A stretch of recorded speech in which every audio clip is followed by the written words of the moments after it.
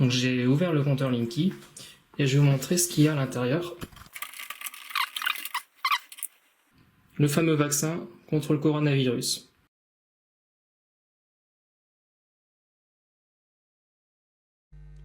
So you may be wondering what this is, right? You know, in France, we have this conspiracy theory that these new counters, electric counters, emit dangerous radiations for human health, and that our government hides this fact.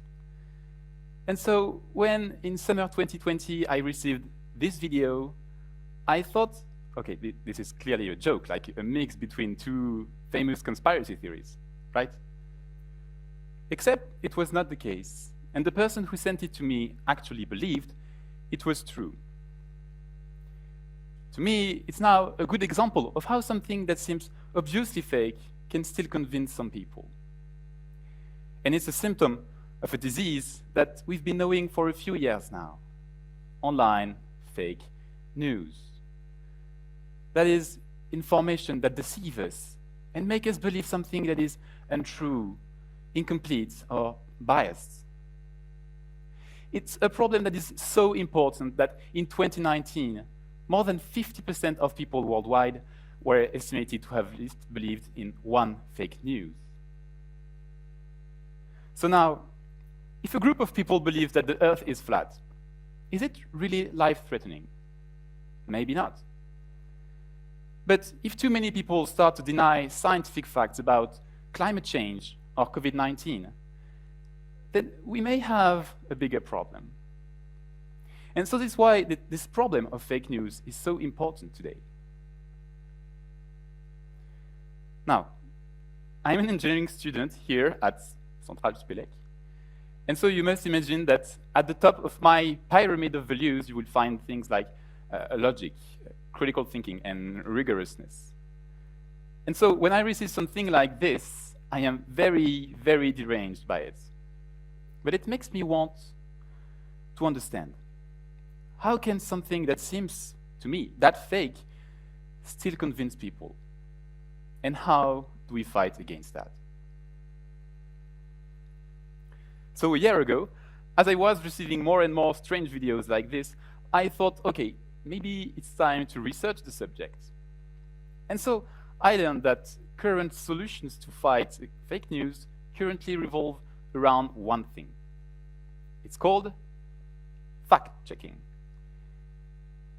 It means making sure that when you read an article, the facts cited in this article have really happened. And how do you do that? Well, you confirm with other sources on the internet. And you have websites online that do this process for you. And they publish articles on the trending fake news to explain why they are so wrong. Let's call them the fact-checkers. A few examples of fact-checkers. In France, we have the famous website Les Décodeurs of the journal Le Monde, and in the US, the famous website Snopes. Now, in order for me to talk about what's with them, I first need to introduce to you a new character, my best friend, Antoine. He looks really, really cool, isn't it? And so, we are best friends since like high school, and we have this habit of debating for hours about random stuff like politics, religion, or truth. And the cool thing that we have is that even though we are always of a different opinion, we are able to accept that and to build onto each other's thoughts. And so it always makes for very, very interesting conversations. And so last summer, once again, we were debating, and this time about fake news. And he was telling me that he doesn't like fact-checkers very much.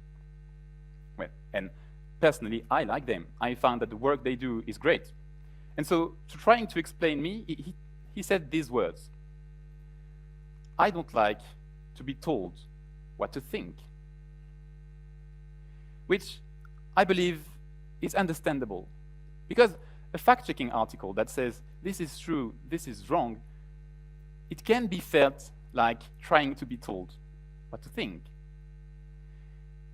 And a journalist once told me that indeed, fact-checking articles will only convince people who are already convinced.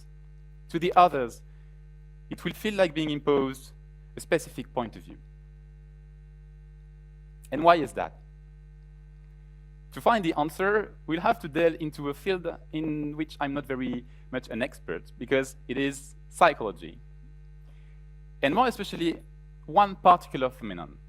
It's called the confirmation bias. So what is it? As humans, we have this tendency to give more credit to an explanation or an article that approves and fits more with our beliefs, our vision of the world. It's still the case when the explanation is flawed or fallacious. And because of it, people online, they have this tendency of joining groups that share the same information as they do, groups that share the same vision of the world. And because the internet is so vast, we can always find someone who has the same belief than us. But when many people start to hang out online and share information that only confirms their vision of the world, we call that an echo chamber. And this is where things get messy, because you see, in this virtual place, we tend to filter out everything that contradicts our vision. But we will accept and share and spread any information that confirms our beliefs, and sometimes without even verifying it. And so this is how fake news spreads so easily on the internet. So, to counter fake news, we have to break these echo chambers, right? But how do you convince someone of thinking differently if you don't allow them to talk back to you? Because if you don't, that is how you get the I don't want to be told what to think. And so you could think that maybe the solution is to have everyone to talk, to debate. But it wouldn't work either, because there is a second psychological dimension here, and it's called polarization. So what is it? Imagine what happens when two groups of people who don't agree with one another meet online. We all know that it's going to be a bloodbath, really. Nobody's going to hear each other, and they're not going to debate. And the point is that it's not going to be a very good moment. But what's interesting is that at the end of this confrontation, they will come out even more convinced of their own ideas. And this is very important, because you see, that's why online, on the internet, people get more and more divided. And it's a big obstacle, because if we want to overcome it, we have actually to stop fighting. And we have to enter a collaborative mode. We have to create a connection with these people we disagree with. And so this is what I tried to do last year. I tried to talk with people I disagree with, to try and see how we could actually try to get along. And doing so, I discovered one specific conversational pattern that allowed me to create this connection. It goes like this. Start your interaction by agreeing that you may not have the same views, and that's okay. You can even admit that you may be wrong, and after all, that's not the problem. And so it creates a first positive impression. Then, try building a reasoning together towards finding a conclusion that suits both of you, or maybe just to agree that you disagree. And if you do this well, you will feel one of the best feelings I know, the satisfaction you can have when you reach a point of agreement with someone you didn't know it was possible to do it with. Another thing I've learned talking with people I usually disagree with is you have to try not to be too categorical with them. Instead, try to be open. Try to be nuanced. nuance is such a critical word, especially when it comes to fake news. Imagine you found an interesting article online and shared it with me. And the only thing I can say back to you is, this is clearly fake news. Feels like a personal attack, right? But a piece of news is not always entirely true or false. Sometimes it's just that the article is oriented. Sometimes it's just that the sources are not present.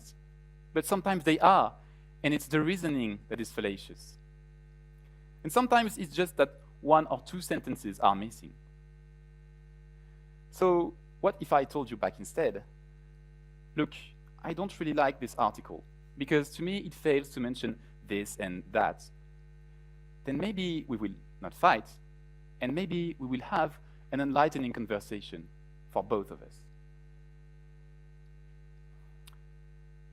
There's one last important obstacle to countering fake news.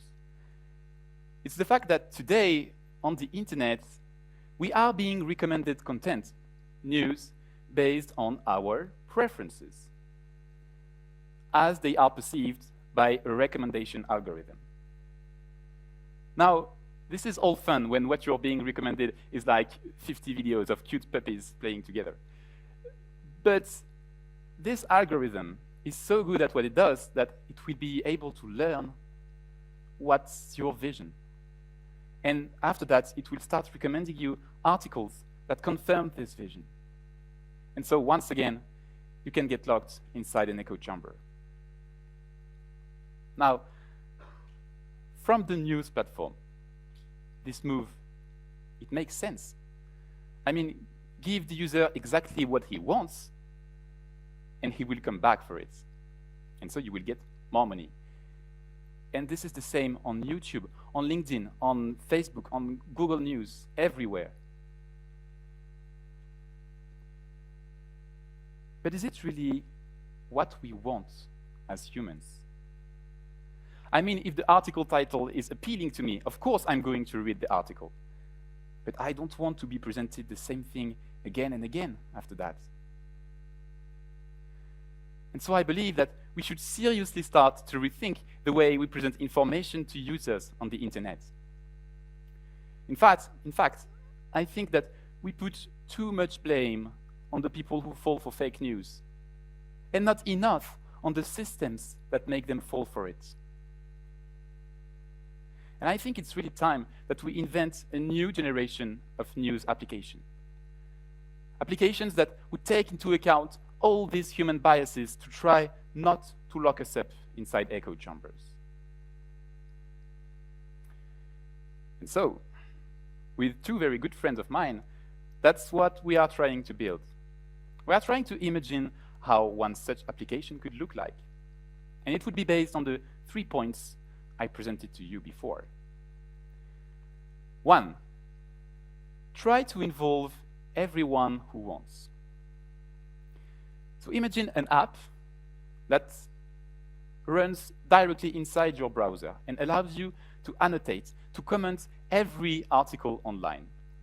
You can discuss every sentence with everyone online, and it's with a community that is dedicated to the quality of information.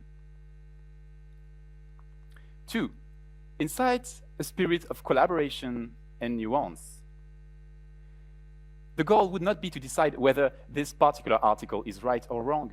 No, it would be to work together with nuance to try to assess the quality of the article. And users would be rewarded on their capacity to be open, to be nuanced, to be collaborative. Now, I know that for many of us, we don't actually want to spend all of our time on the internet trying to debate every article. But for these kind of people, there would be a simple indicator that shows the feedback of the community, and that would tell you what is interesting and what you should be careful about in this article. 3, try to promote a diversity of information. Because you see, with this tool, the beauty is that we would actually have an index made by humans of all the quality articles online. And so we would be able to recommend to people a diversity of sources of information. We could actually, for one subject, promote articles with different approaches. We would be able to encourage everyone to broaden their views. Now, I know building such a tool is no easy task, because it is so radically different than everything we know on the internet today. We are not simply used to think like this. But I believe that as a society, it is high time we realize that the internet needs an urgent update. It is not sufficient anymore to just bring people closer to each other. And if we want to fight fake news, we will have to take into account these human biases.